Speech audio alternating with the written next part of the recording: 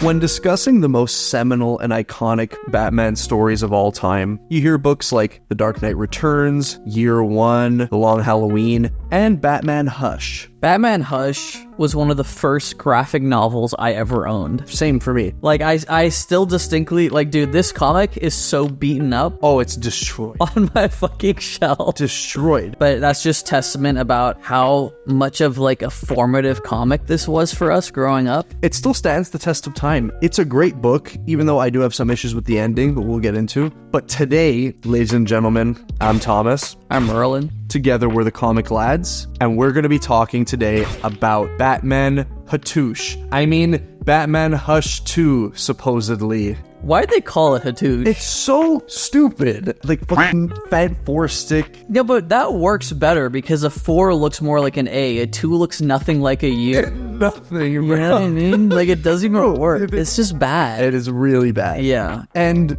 that may be a harbinger for how we feel about Batman Hatoosh. Yep. Before we get into our thoughts, guys, we want to hear what your thoughts are. Have you been following this run? I mean, it's only a couple issues in at this point. We're only 2 issues in. Hatoosh issues in. Hatoosh issues.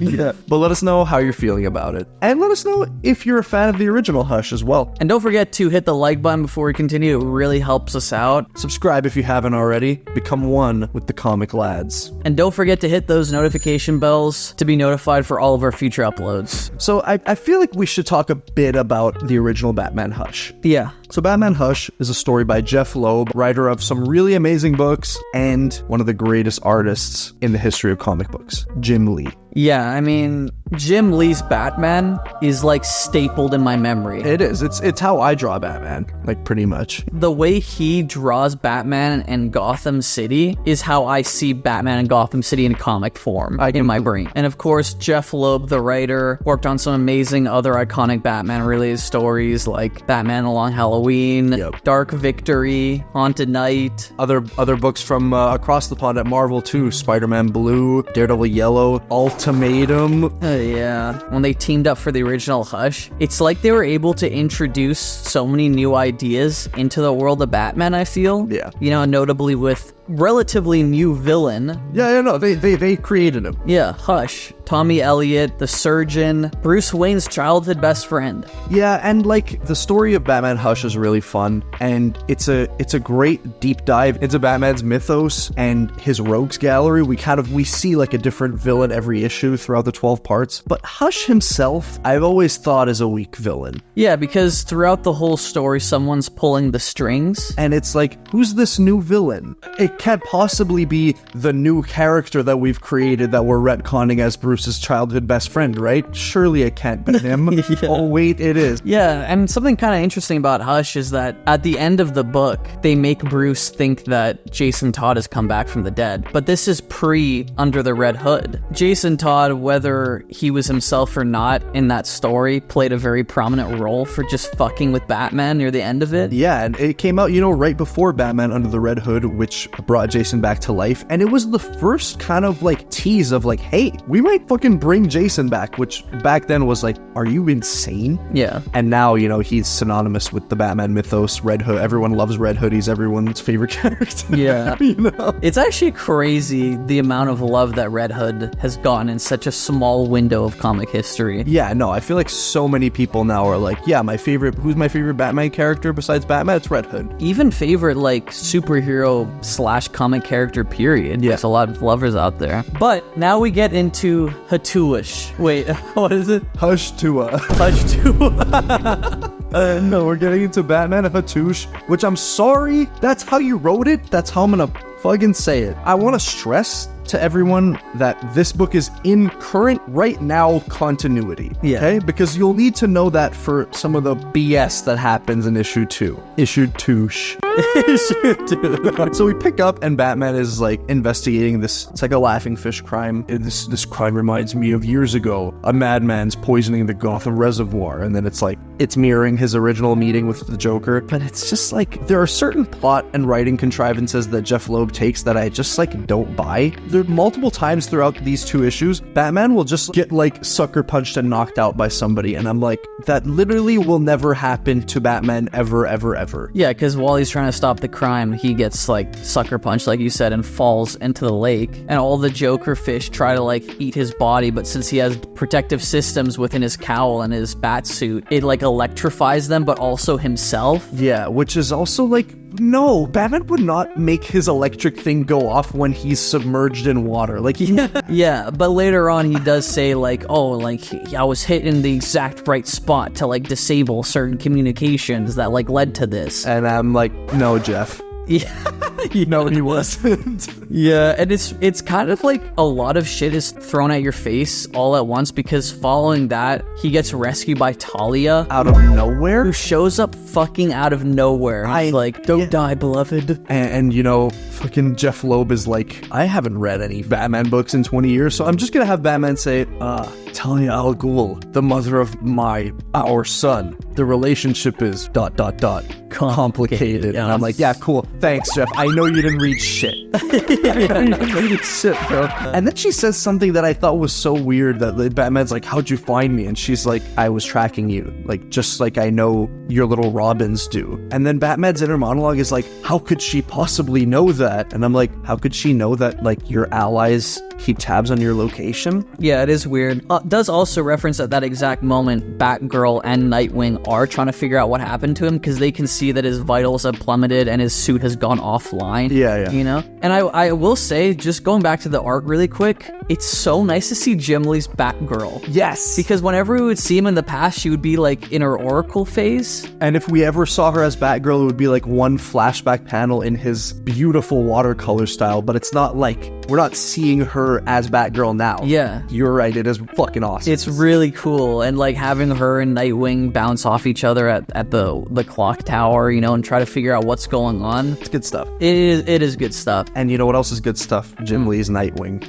Oh, it's just filthy. It's disgusting. It's so good. Oh my god. But as Batman is getting rescued by Talia for no reason, the Joker's being waylaid and kidnapped by this beefy ass new character called Silence, who I guess is like Hush's henchman. Yeah, but it is actually Hush that's doing the torturing. Yeah, because we cut to Joker later, and like, listen, the Joker's a piece of shit. He's garbage. Terrible human being. Maybe even like arguably not a human being. Yeah. But like, watching him get tortured, Hush like uses this fucking like vice thing to extend and break his jaw. Like slowly. Yeah. Like he very slowly incrementally expands his jaw until it breaks. Yeah, and Joker's just like crying, and I'm like, I don't want to see this. Well, it's just like, I don't want to see this with anyone. No. Just because it's upsetting. It is. You know, and he also like throws knives directly at like vital points of his body that will make him slowly bleed out. Yeah. But not die immediately. Internally. Yeah, internally. And like watching the Joker smile literally be broken in half from expanding the jaw slowly. It's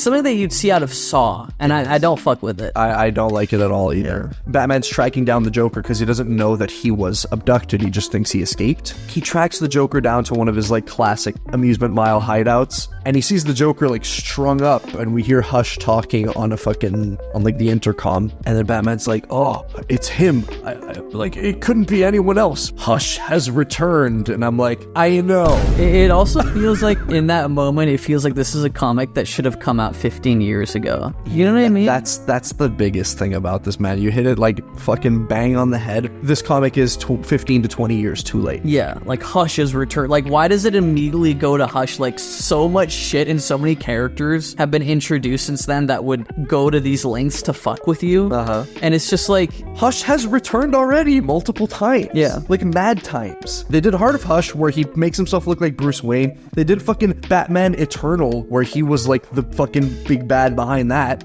And then now he's like, Hush has returned. And I'm like, why do we care though? Yeah, and it's really weird too, because in this moment, Batman knows that he's being manipulated, and he's like, oh, he wants me to save Joker, but like, I have to do it anyway. But there is a kind of cool moment where Well, actually, Is it cool? I don't even know if it's cool because it kind of just doesn't make any sense. He's like, oh, I need to save him. But like the most reasonable and like the thing that makes the most sense to me is I'm going to bring Joker to Dr. Leslie Tompkins to save him. What? Yeah, and it's like, dude, are you like a master of like your craft and medical fucking life-saving technology? You know, if we're just watching something like a good Batman cartoon, he'd be like, all right, I'll take the Joker to the Batcave and save him and then bring him to Arkham. But like, it's this big dilemma for him. He's like, please, Leslie, I can't take him to Arkham. They'll kill him. And I'm like, no, they won't. What are you talking about? You could also just stay there and make sure they don't. Yeah. Which you do anyway in front of Leslie Tompkins. Yeah, and he like falls asleep, and then she's like, Bruce, you need to wake up. He's like flatlining or whatever. And I'm like, fucking, okay, so let's take him to the cave like we should have done 10 pages ago. Which he ends up doing. Yeah, so it's kind of like, why don't we just do this to begin with? I know, and like the one silver lining we get from this cave sequence is that Jim Lee spread of Batman in the chair. Yeah, the art never misses. It does. Even with chunky stories like All-Star Batman and Robin, which we have made a video on. Check it out after this one if you haven't already. Like, that story is just dog shit,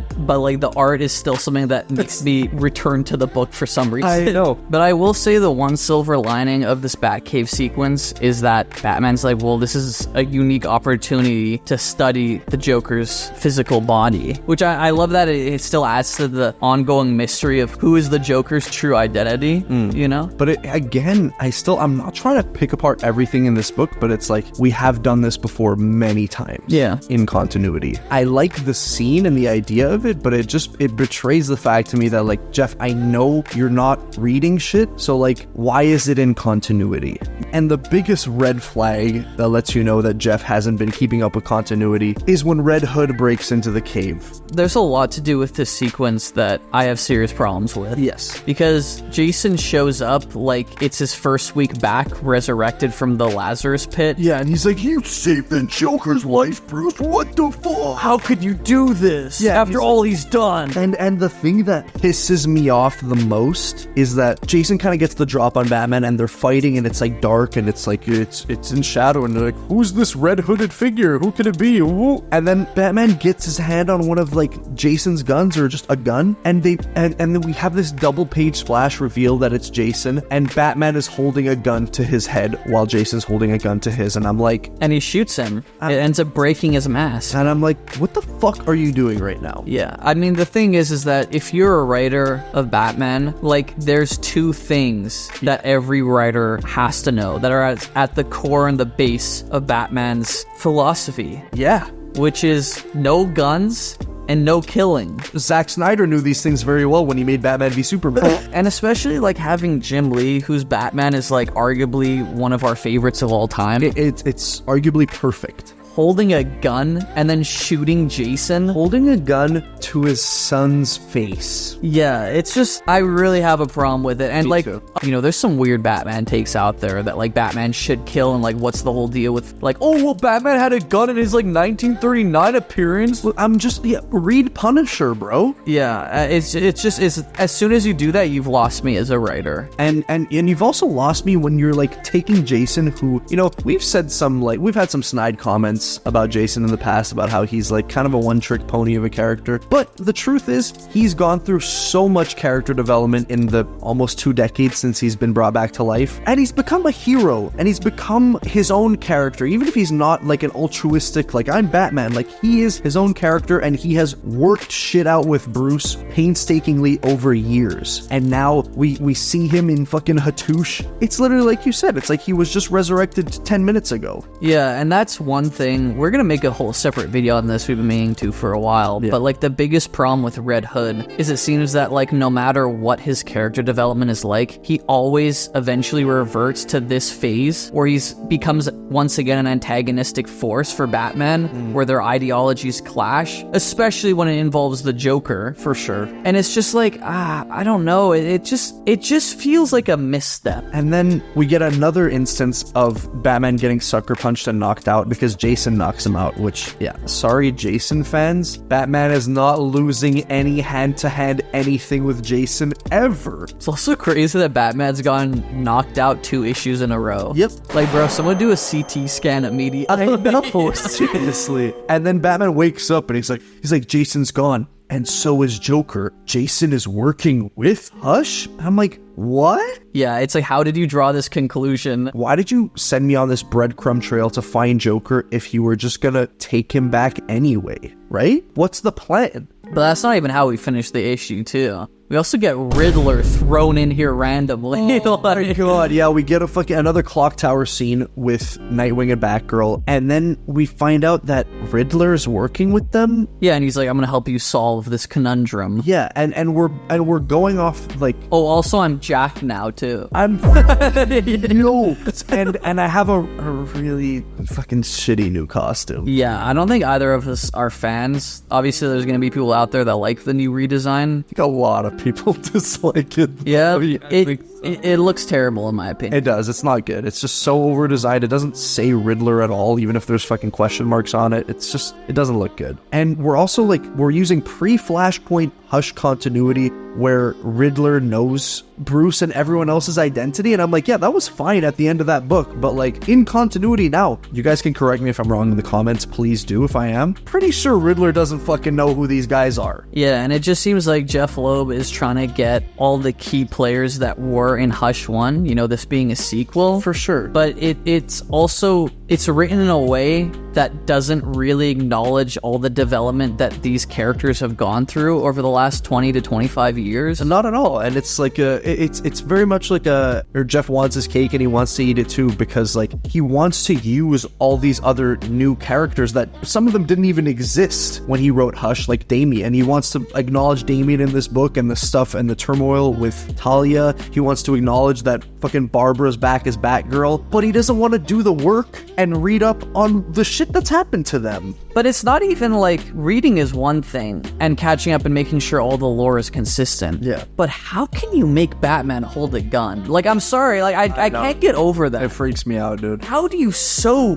misunderstand a character that you've been writing for 30 plus years? I know, it's so crazy. And obviously, we don't know how this run is going to end. No. We're not even a third the way through. How many issues are there going to be? 8? It's going to be 6 issues. And then in September, the new Matt Fraction and Jorge Jimenez Batman arc is starting from a new Batman #1. And I've heard that after like one arc of that, it's going to go back to the second half of Hush. And I'm like, that's weird. Okay, so this isn't even like going to be a complete story. It's going to be 6 issues. No, I think it's going to be the first half. Well, still, 6 issues in, we don't know how this particular arc is going to end. It could be really good, but so far in 2 issues, Batman's got his ass beat twice. He's held a gun to his son's face. We've retreaded lore and story that we've already fucking established multiple times. I'm curious to see if Catwoman is going to make an appearance here, because in Hush 1, notably, yeah, that was like the story that really solidified their potential as a couple. Yeah, and I'm just not ready for him to fucking ignore everything that's happened with him and Selena, but he is. Yeah, but guys, those are just our initial thoughts. This is not a final consensus, it's just our first impressions. Yeah, and like, we're talking as people who have a deep personal connection to the original Batman Hush. The story means a lot to us. And to see it sequelized in such a lackluster fashion, it's just... Yeah, I mean, this is... The first story is one that we have read and reread multiple times for the last 12 years. Yeah, more. More than... Oh my god, 15 years. 16 years? Oh shit. 4, dog. Oh my god. Oh yeah. But all that to say is that this is one of the most influential stories for us. Played a huge part in the reason why we're even doing this channel in the first place, I'd say. 100%. And so far, it's not living up to expectations. It's not. But guys, let us know what you think in the comments down below. Are you enjoying Hattush? Hatua. Hushtua? Hushtua. Let us know. If you enjoyed the video, don't forget to leave a like. It really helps us out. Subscribe for more. Stay tuned, because we will do final consensus once all the issues are out and give our full thoughts on the story. And don't forget to click the notification bell to get notified for all our future uploads. We love you. We love you dearly. Peace. Peace. Peace.